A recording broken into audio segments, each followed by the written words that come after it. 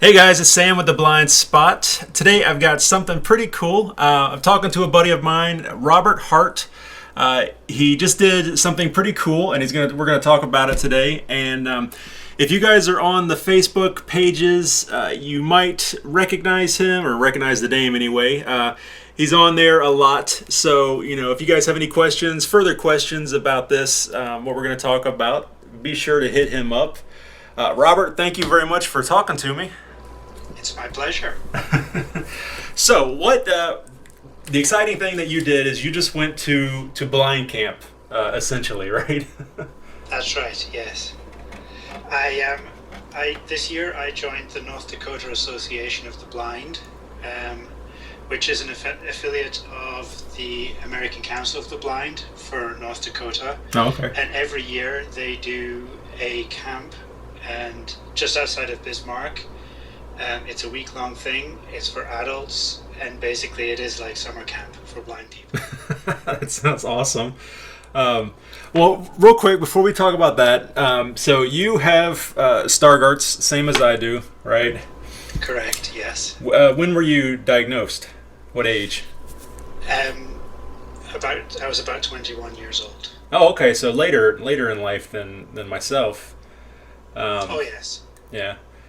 Okay, so I just wanted to get some backstory a little bit, the introductions and stuff out of the way. So now, back to the camp.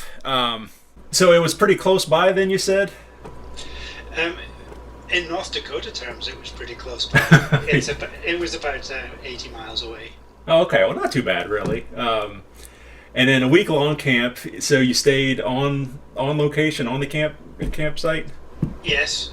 It's a camp that's run by the Elks. Mm-hmm. And it actually specializes in doing summer camps for various people with disabilities. So they do children's camps for wheelchair-bound children 1 week, and then the next week it might be for kids with other kinds of disabilities.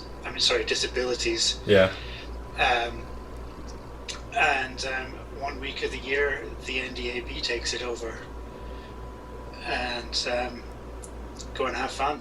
That's awesome. So is it a full-on camp, like cabins and a lake and everything you picture when you think of a camp? Yes, cabins, lake, corn dogs for dinner, all that sort of stuff. Yes. That's awesome. So that was going to be one of my questions, was the sleeping arrangement. Did you bunk in a cabin with like 8 other guys or something like that? I was in a cabin with 4 other guys, 4 guys and 2 dogs. Oh, okay. And of course, guide dogs. Yeah, There was about 45 people there and dogs. Yeah. Did that go all right? No fights or anything? No fights. Yeah. No. Although it's kind of funny because the dogs are very, very well behaved when they're on duty. Uh-huh. But as soon as the job's over, then they turn back into dogs again. Yeah. So as soon as the harness is off, they would jump on you and lick you and do all that kind of stuff. So yeah, especially the guy who I shared a room with, I got to know his dog fairly well. Yeah.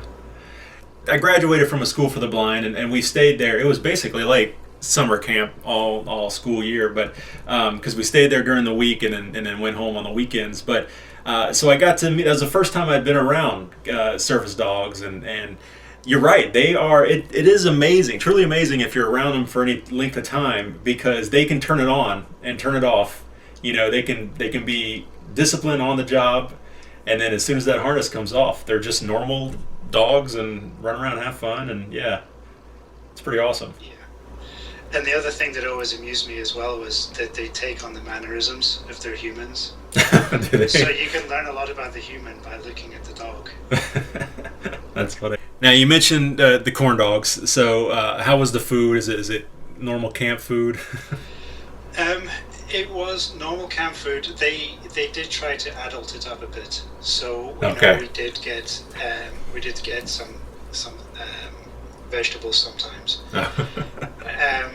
The other thing as well is because a lot of people lose their sight because of diabetes. Then they kind of kept a diabetic's eating cadence, if you see what I mean. So we were offered food every 2 hours. Okay.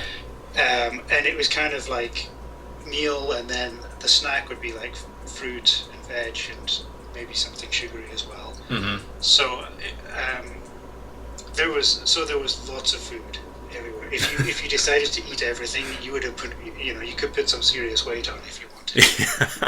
I would have gotten in trouble then. Although that's what the exercise enthusiasts, they always say. You shouldn't have 3 meals. You should have like 5 meals a day, or eat more often, but smaller, I guess. Yes, the smaller bit is the bit where it gets right. difficult. Well, were you roughing it? I mean, did you guys have Wi-Fi and internet access and things like that, or? There was not really any Wi-Fi. There was a little, mm-hmm. but not much. Most of us relied on our phones. Okay, yeah. So you had cell service out there. Just a little. Yes. Well, then, what kind of activities did they have for you guys? Okay, so because I was there for the first year, then I had like the noob session first thing in the morning, which was a lot of orientation related stuff, making sure we knew what was going on and making sure that we were happy. Mm-hmm. There were lots of different types of things. We had to take a craft. I did caning, so I wove, those woven tops you see on stools. Yeah. I did a class on that. Mm-hmm. There was other stuff. There was macrame. There was various knitting things. Mm-hmm. There's all sorts of different crafts to choose from. There was There was a yoga class. There was a couple of other exercise classes. Oh. There was a go for a walk first thing in the morning class. Uh-huh. And then there was another class where they would try you out with different sports. So they did things like bocce ball, and they did some goalball there, some horseshoe tossing, all sorts of stuff like that. So they just tried something different every day. Yeah, that's pretty cool. And it was all just voluntary, I guess. If you wanted to do it, you could. You had to sign up. Okay. Which classes you wanted to do. There were some more cerebral classes as well, mm-hmm. On things like legislative issues and various services that are available to you, that kind of thing. Yeah. And then there was a couple of other talk about being blind classes as well. So there was one on self-advocacy. There was another one on learning to live in the moment, something which blind people sometimes are pretty bad at. Yeah. Things like that. So the courses I did, the classes I did, like I said, I did caning. I did the one on self-advocacy, which was talking about things like assertive communication, mm-hmm. learning, just learning how to make sure you get what you need. Yeah. Without raising hackles, that kind of thing. Yeah. And also there was the band as well. I forgot about the band. Oh yeah. That was going to be another question, because we've been talking about this. Robert's been talking about this a lot on Facebook, and that's kind of what prompted this whole calling him up and talking about it. And you had mentioned that before, I believe. So tell us about that.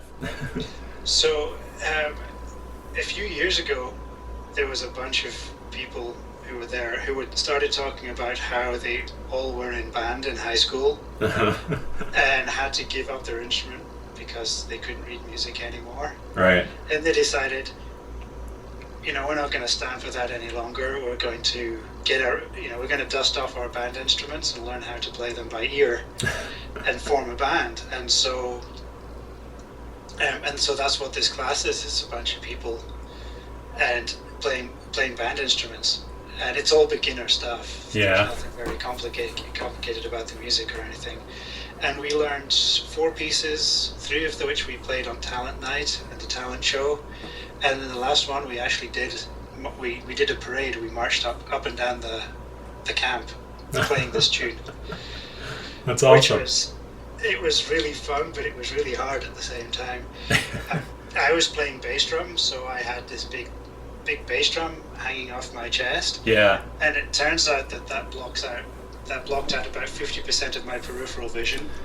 So I couldn't see anything from the shoulders down. And the gal who was with me, who was playing snare drum, was almost completely blind. So we ended up with another blind, visually impaired guy between us, kind of guiding us along because we couldn't see what we were doing. That's funny. And also because we were making so much noise, we couldn't hear where the rest of the band were. Yeah. The rest of the band were staying together because they could hear each other. We could barely hear them because we were making so much noise. Yeah, I can imagine that presents all kinds of issues trying to navigate around a camp that you're probably not super familiar with, and then not being able to hear or be able to see where you're going. It was a lot of fun. And the other thing as well is it like 90 degrees when we did it as well. So we were all a couple of pounds lighter by the time we'd finished. Yeah. But that was the last class that I took. But there was a lot of selection there for people to do. Oh, well, that's good. That's good. Well, it sounds like you had just a lot of fun. Do you plan on going back next year? You said it's every year, right? It's every year. We'll see. Having a family and things like that, and we need to make sure that there's time for it, and if I have enough annual leave from my job to do it. But right. If everything falls into place, then I intend to do so. Yes. Was there any cost associated with it? Is it free to go, or? It was heavily subsidized for members of the NDAB. Okay. As far as I know, it is open to other people who are not members, but I think they would have to pay their way. Yeah.